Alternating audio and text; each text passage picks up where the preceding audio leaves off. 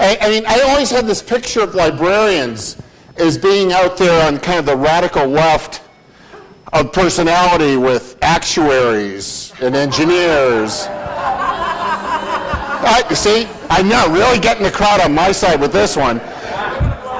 But instead, what we found out quite quickly, that you're a special group of librarians. You're a group of librarians that want to be part of a kid's educational process. You aren't someone who necessarily sees themselves in the careers of curators of the past. What you're trying to do is open doors to the future. But the fact is, you got to do all that stuff. So when I'm sitting here is trying to figure out how to make the speech and how to approach you guys and figure out how I can add value, because I'm nothing but a grumpy economist, so I have no idea how that would help you. But then David sent me this packet of papers you've been all busy beavering away on, or at least the university academics who need to present a paper to pay for the trip, so they come here to really learn something.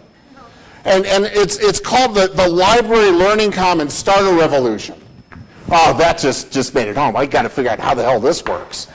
So this is good stuff. It's powerful stuff, but then we got to get really serious. And the topic of my talk is about the value or values of librarians in their libraries. The point that I want to make tonight, and the charge that I hope I can give you to help you work with the next half day, and hopefully to continue this organization into the future, is to really figure out what your values are and how that adds to the value that you present as part of the learning system. We've, for too long, taken our job titles for granted, and we've justified ourselves because, well, of course you have to have, I'm an economist, nobody needs an economist. But how can you have a school without a library? All right? And that is a great way of losing your job. So we really have to figure out how the values that you bring to your jobs every single day, how the things that you value end up adding value to the educational process. And we also have to figure out how to make certain that you just don't assume that everyone understands the value that you bring and you add. So the revolution then is you have to answer fundamental questions. The revolution, to do what and for what? And an awful lot of the conversations that we're having are about the educational revolution that's taking place for elite kids, the kids who come from enriched households, the kids who are deductive learners, the kids who can sit there and their summers are full because their parents are busy, as we used to do, programming every living minute of it. I mean, my wife and I only got a cell phone to avoid child abandonment charges in the summer. But then what about the kid who comes from an unenriched household? What about the kid who's not a deductive learner? What about the kid who's a pattern learner? And more importantly, what about the increasing number of kids that we have in the United States that come from unenriched households and are suffering from a lack of experiences? How can we give honor to that kid and to that kid's family, and how can we take the experiential learner and make certain that we provide a learning environment that is rich for that kid, that can be the foundation of a career, that can be the foundation of a life? That experiential learner is the dagger that STEM is putting right at him. I'm a STEM, look, this is really tough. I mean, I got most of my got most of my education from a vocational tech school that's down the river from Harvard University called MIT. But I learned in Cleveland, Ohio for 30 years. It's tough to bring up these issues when my faculty appointment here is in the College of Engineering as well as the College of Public Policy. It's really weird. I'm in the Department of Materials Science as well as Public Policy. I have no idea. They send checks. It's all good. But it's the work I do with America's manufacturers that opened up my eyes to the problem that you're all facing, the problem to which you're all part of the solution to. America's manufacturers, the land of middle-skilled jobs, of middle-skilled occupations, where their good wages that are there, they are losing the kid who has to connect their heads with their hands in order to learn. And the STEM bandwagon, which is a good thing on its own, but it's not the silver bullet for everything. We have to figure out how to take the learning commons that you're talking about and make that part of the heart and soul of a pedagogy of experiential learning. We've got kids that are in your schools. They're kids in this city. They're the kids that I worry about more than any other, that lived lives that are devoid of positive experiences, or at least not rich in them. When you look at the sociology literature, there's this whole big thing going on about social capital. It's a very cool set of work, but what you find out is there's two types of capital. The sociologists talk about bonding or strong capital and weak or bridging capital. The bonding capital is very strong familial relationships. The weak capital is a bunch of broad knowledge of people. Well, I would like to say a Rolodex, but you guys are in the technology world. You don't know what those are anymore. And what comes out of the sociology is really fascinating. Kids from very poor households are in worlds of very strong bonding capital. Those familial links are everything to them, and their definition of family is pretty broad. But their bridging capital is really small because they live very highly contained lives. Upper income kids, or I don't want to say income, kids from enriched households, and people that are in enriched households, that bridging capital dominates. So they've got a whole set of experiences, and people who have experiences, that's the root to their success. Well, now, if we have a generation of kids growing up in job deserts, or maybe a job desert with a work oasis in it, block that metaphor, I'm having fun with this one, then where do they get the experiences that get them ready for a career and ready for a world of work? Where do they get the skills that employers are asking us about? And there's a doctoral student of mine who's demonstrating this stuff in her dissertation, if they can't get it from home. Thinking about your students where the most dangerous time of their life is between the hours of 3 to 6 o'clock in the afternoon. And when they get done with school, they're told to go right home and sit in their home and turn on a screen to passively entertain them, and some of them are blowing a hell of a lot of weed while they're doing it, but that's okay. No, we defeated issue 3 yesterday, so that's not okay. I'd have to get it right. That kid is missing the experiences outside of the classroom itself that build careers. That's what the Learning Commons has to be about. We have kids who are not exposed to the world of work until they're in their 20s now, longer if they're in prison. So part of what I'm hoping this revolution is about, and what you can do as librarians, what you can do with this thing called the Learning Commons, is to take us away from STEM and bring us into ELMS. Remember, STEM has come from a tree. So what's that tree? It's an elm. It's had a Dutch elm disease, but you're going to inoculate it. It's going to work. Block that metaphor again. What the hell is ELMS? Experiential learning in engineering, math, and science. It's intentionally connecting your head with your hands. You're talking about, and I've seen all the stuff about cool toys and maker spaces and all this other stuff going on and what you're talking about. But if you become merely the curator of toys, your revolution will have failed. If you become the person who opens the door, unlocks the closet, and says, yeah, this is how the 3D printer works, you failed. If you become the teaching and learning specialist in your school that figures out how to build a learning team through experiential learning, where that learning takes place by making stuff and doing stuff, you will have wildly succeeded. And if you become servant leaders inside your schools So through that servant leadership, what you are providing is the gateway to experiential education, because I can guarantee you, your peers don't have a goddamn piece of knowledge about what the hell you're talking about.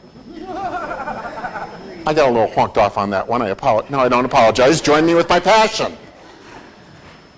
This is one of the weirdest things. I am with employers with jobs that pay between $50,000 and $100,000 a year that, coming out of this terrible recession, can't find employees or potential employees. Why? Because the kids don't have a notion those jobs even exist. Why? Because they don't have the experiences around it. How many of you are teaching kids where their entire passion is to become a chef in a restaurant? Why? Because they've been in a restaurant, they figured out there's cash to be made there, they understand the job. So instead, we build barriers to have educations for other work experiences so that we have outdated work and health and safety regulations to keep a kid off a loading dock or out of a factory. We have kids who are in unenriched households that don't have access to a wood shop, a workshop, or a set of school tools in the basement because they may change their apartments 4 times a year, so they don't know what a carpenter, an electrician, a plumber, or someone who can actually think in tactile terms, and they become the engineering technicians. One of my favorite companies I like to visit is Honda. They're a good American company. The people who didn't laugh are from Columbus, we know. I drive a car that's 95% American content. It is a Honda. All right.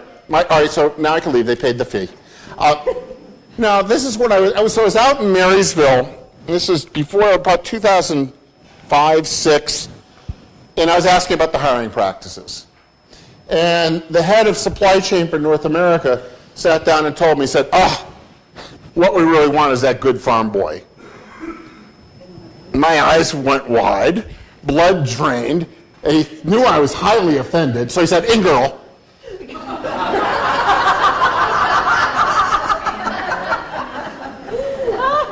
But that wasn't the reason why I was honked off. I was embarrassed I wasn't honked off for that one. And I said, "Larry, what about the city kid?" Because I was really afraid of kind of the perceptions about race, and they're drawing their lines so that they wouldn't have to deal with race and cultural issues in their shop floor. He said, "Oh, no, that's not it at all. The reason we want someone from a farm background is they know how to take on a tough problem, they work until it's done, and they figure out how to fix something with what's there. Their work ethic is superb. If I can get that from anyone, I will hire them." That's when experiential education, that was my first lesson. Thank you, Larry Judy. So really, it's now come out years later and all kinds of work we're doing that what employers are looking for are 4 things. And there are 4 things that we teach, but we do it indirectly. The first thing that employers want are soft skills. And soft skills we never even thought about at school because you plunk your butt in the seat, you learn your lesson, you do well, be intellectually curious, and we reward you. You learn soft skills at home, and you learn your soft skills around the dining table. And you learn soft skills from family and church and this broader social network. Too many of our kids do not have a chance at that experience. And we can't duck it and say it's family's job. No, it's our job. We got to teach soft skills. And we have to figure out what that term really means. And it's got to become part of our pedagogy. It's got to be part of our lesson plan. And those soft skills involve working with others, being responsible without management, working not only with others, but people that aren't like you, male, female, different races, different cultures. Oh yeah, we got a big issue in that discussion. Thank you, Donald Trump. But that's a whole nother issue. Soft skills are about respect, responsibility, and interpersonal communications. Do we teach that? Objectively? Hell no, there's not a competency test on that one. But that's what employers want. Second thing that employers absolutely demand is literacy. And that's reading at above the 8th grade level. And too many of our high school graduates are reading at the 4th grade level, the 6th grade level. Well, that's not graduating, that's attending. Third thing that employers want is numeracy. And numeracy is being driven out of some of our curriculum. We're testing for arithmetic, but we aren't testing about how you think in terms of numbers, how you measure, and how you keep yourself accountable through numbers. That's numeracy. There are factories all over this state, actually right around within 20 miles of where I'm standing right now, that are panicked because their employees can't do fractions anymore.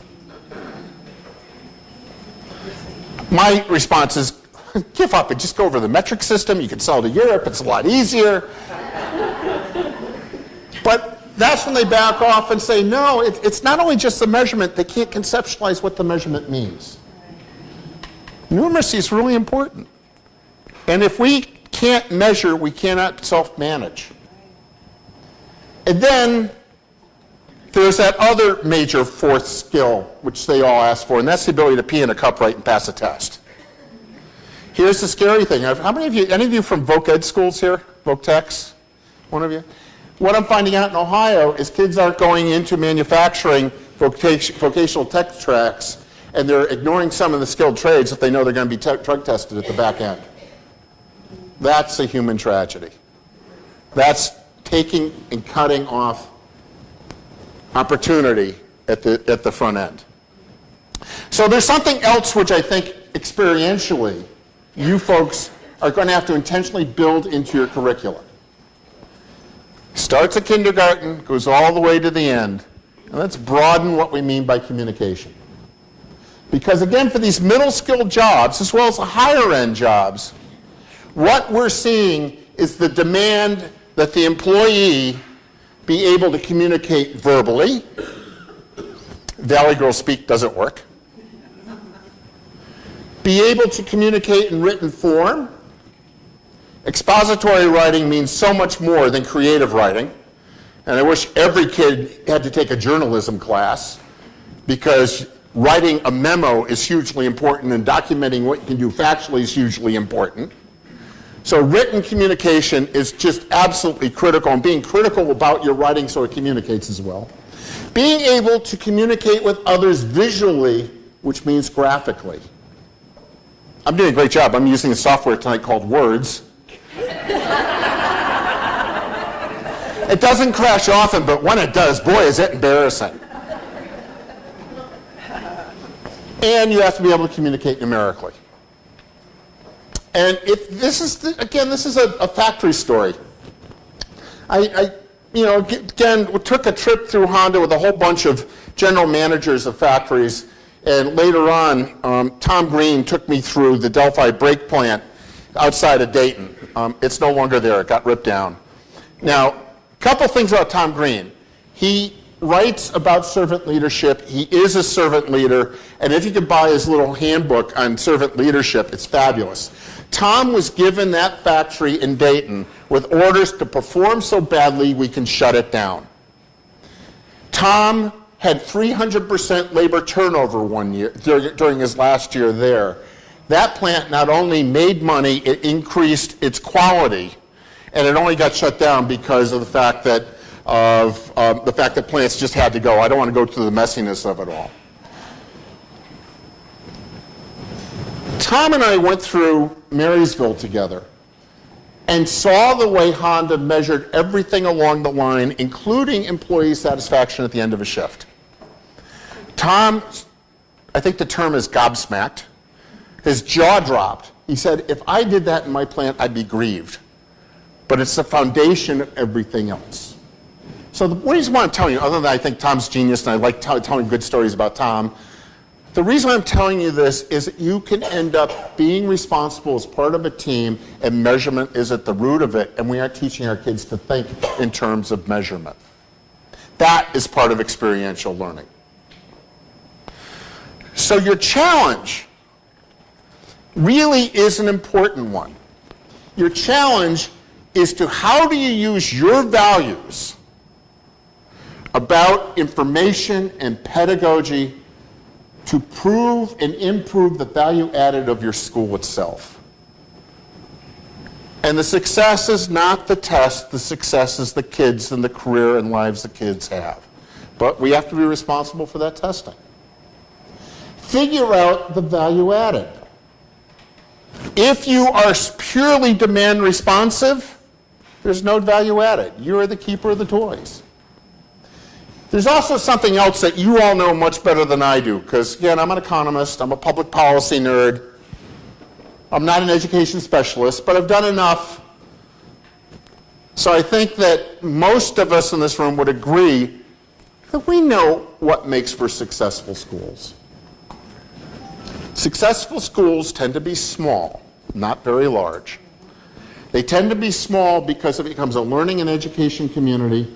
And even if you're in a very large building, making small schools is really important.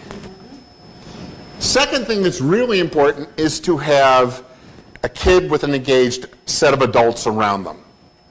And the problem is we have no control over that variable, and if that kid doesn't have that engaged adult, or that engaged adult is scared stiff of you and says, I'm throwing him over the transom, let the professionals teach this kid, we have to figure out how to fill the gap. That's not negotiable. The third thing that we know about successful schools is that the principal is a leader, not a manager.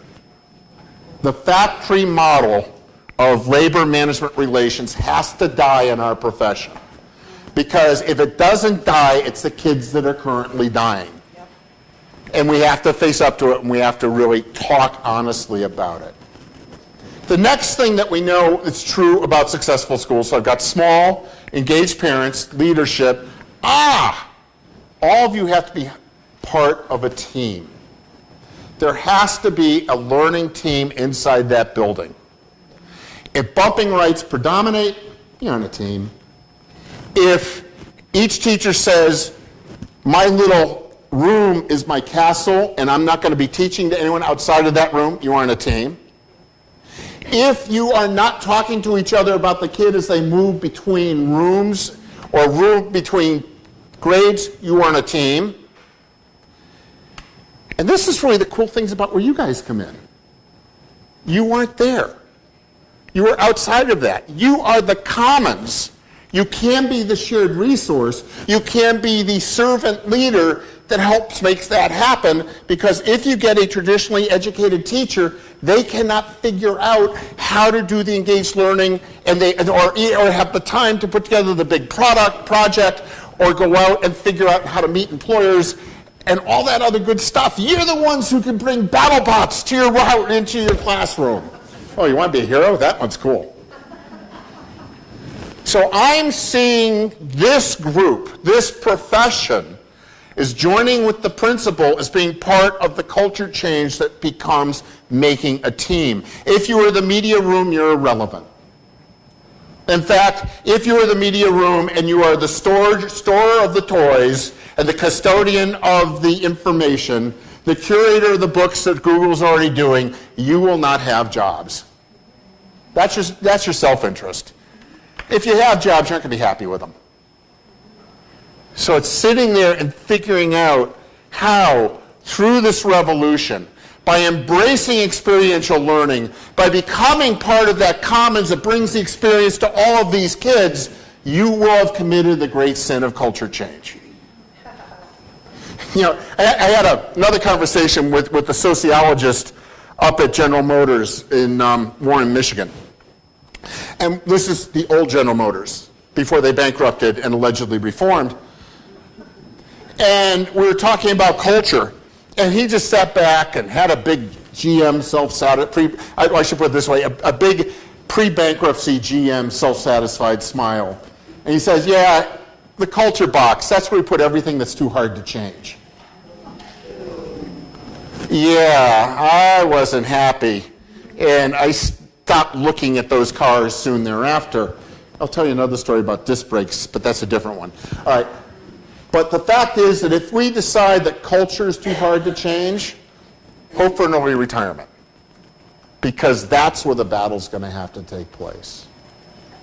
Now there's the last part. And there's about, I don't know, Terry, 4 or 5 hours ago we had an interesting conversation with a very important public policy maker of the state of Ohio. Well, he's from Southern Ohio, from the state of Ohio. If you're north of I-80, it's a completely different state. That's Ohio. And he just sat and just challenged us. He said, if you guys can't figure out how to do your jobs different and better, someone's going to beat you, and it's not necessarily going to be in the school system. More importantly, he said, how are you opening gateways to careers as well as jobs?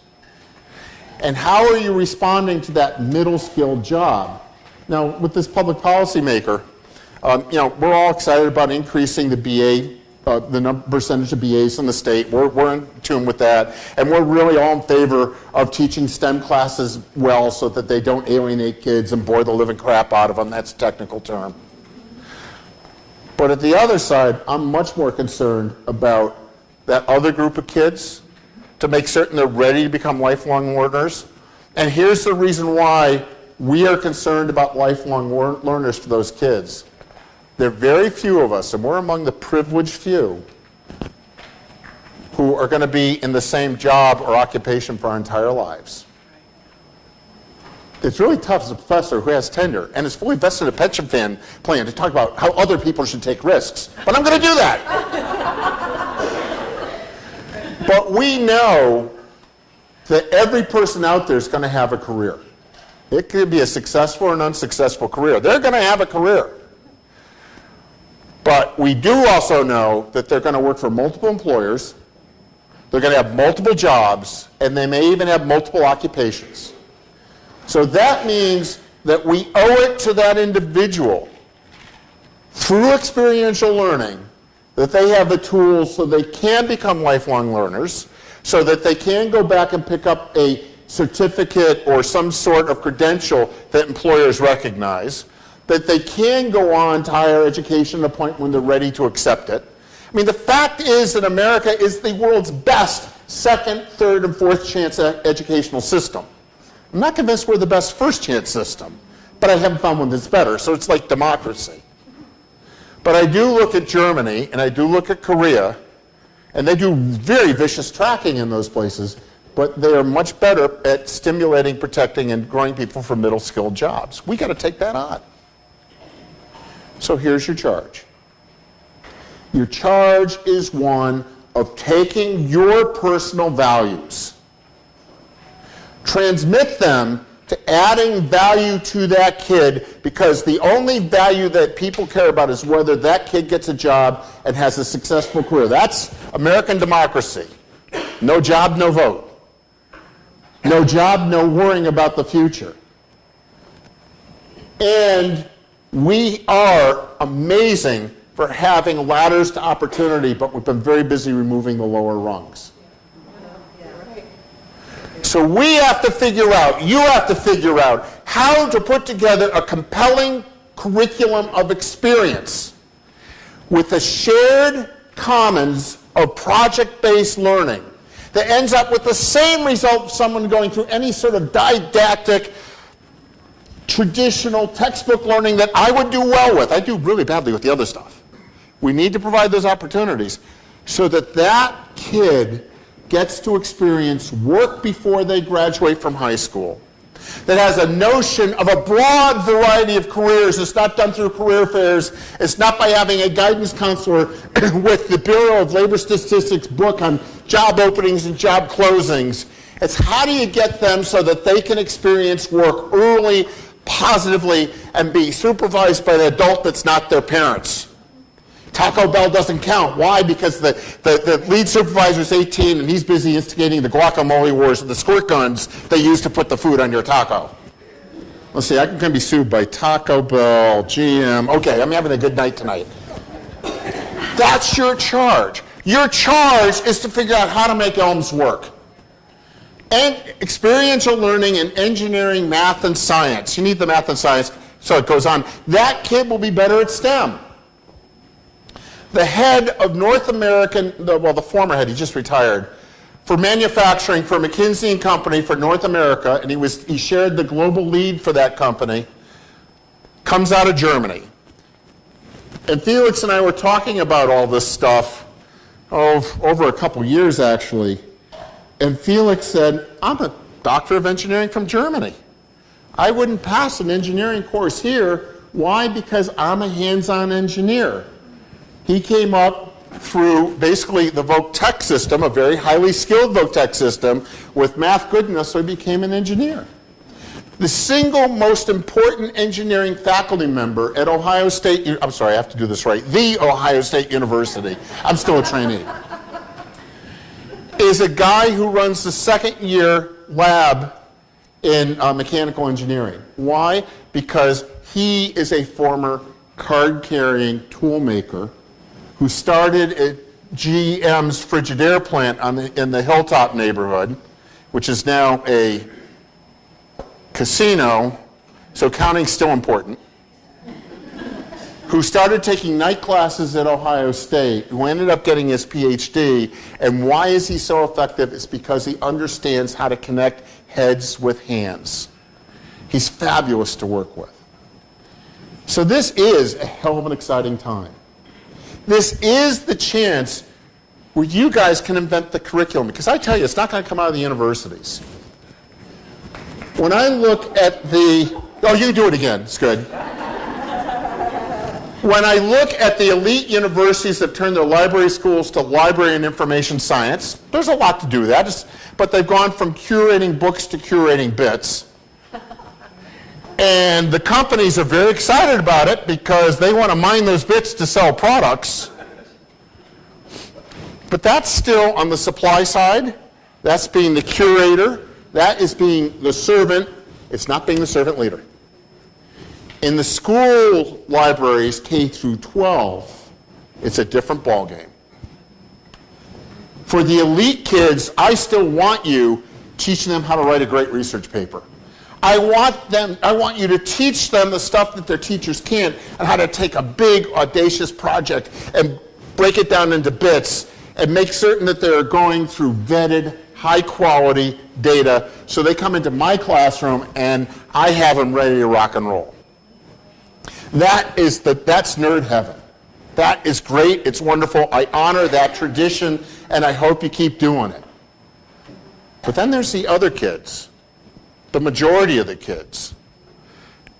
And there, through experiential learning, you're going to have to help them, through your school team, figure out how to connect hands and heads so that they learn in a way that's not straight rote memory, that excites them about their future.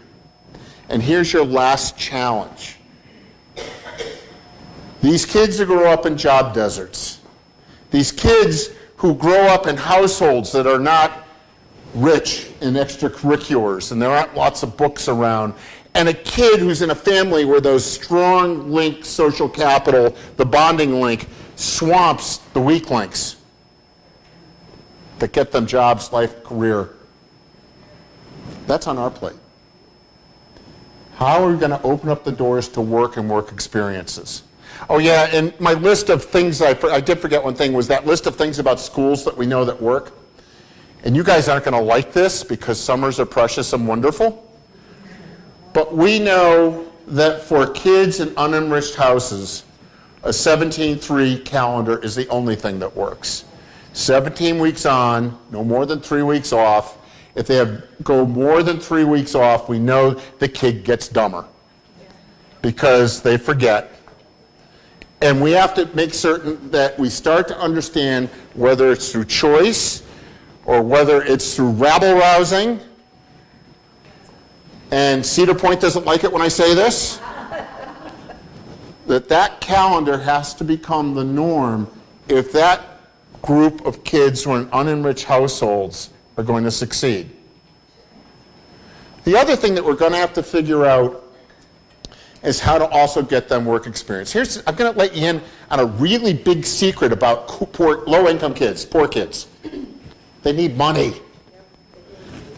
And if we're going to be that much more successful, if we can figure out not how to get them internships, which is work with no cash, but how to get them meaningful work experiences, appropriate for where they are in terms of their soft skills, with some money that's involved. It means that you guys may have to be on the forefront of dealing with the legislature about dealing with work rules, changing them, figuring out how those work rules get changed in ways so the kid can do their homework and then also go on and succeed. We can't pretend that everyone lives at home with Ozzie and Harriet. Here's the memo. They got divorced and Ozzie died. Move on. We knew Harriet was always going to outlive him anyway. So here you are, folks. I'm at the end. The bars will soon be open. There are a lot of them on High Street, none of them classy. If you stay at the Blackwell Inn, not bad. But the challenge that you've got is, how can you take this learning commons to be more than a toy store? How can you not end up being the custodian of the media closet and just making it more higher priced toys? How can you work with a building team and a building leader in ways so that experiential learning becomes reality? And this has to start in the early parts of middle school. And K through 6, it helps as well. What does that curriculum look like? It's got to come bottom up. It's not going to come top down. I can tell you NSF just cares about STEM. NSF cares about people who look like them, but they aren't reading the data. You know what's fascinating about this stuff? What's going on with the wages of PhD biologists in this country? They're dropping. There's not enough work for them. How many bioengineering jobs are there in the entire state of Ohio? 300. How many mechanical engineering jobs are there in the entire state of Ohio? North of 3,000. I forgot, is it 3 or 30,000? One of those digit things, I got to look it up again. That numeracy comes on up, right? We're sending the wrong signals. That is on you. That's the exciting thing. If this movement, David, how many years? 20, 22? 22 years. You have traveled the entire information revolution. Now we're in the digital revolution. And you are going to have to figure out ways to make certain that your kids can succeed in this world, become lifelong learners, and figure out multiple pedagogies that work. And we are going to have to replace the experiences that aren't coming out of the household. It's a hell of a challenge. The question is, does this group continue to meet once a year for research papers on cool things and cool topics and share knowledge? That's very important, but doesn't change the system. Does this group sit and try to find out allies that figures out what experiential learning means and brings it so that a school can adapt it? I'm in the public policy world.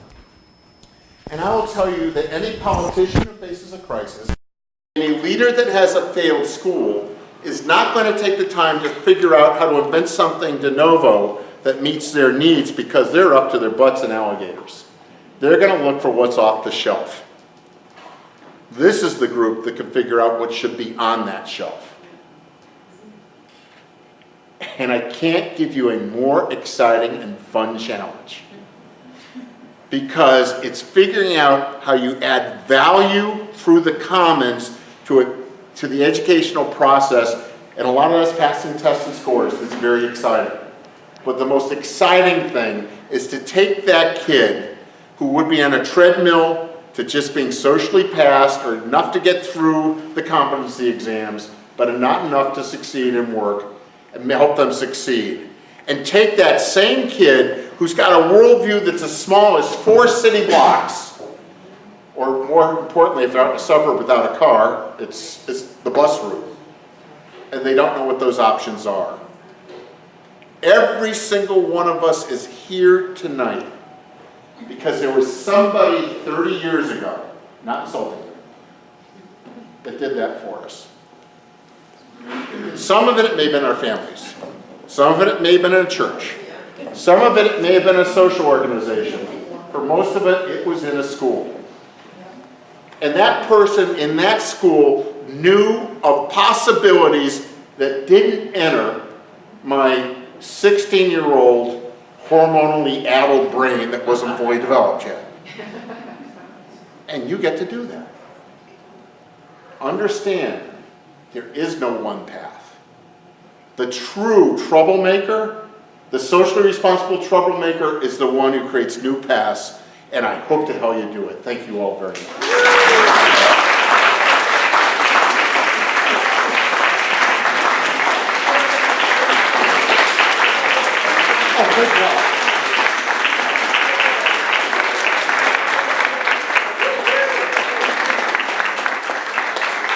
Well, remember, in a real revolution, they stood up. The torch is followed. The person in front of them. Tomorrow, we are going to ask every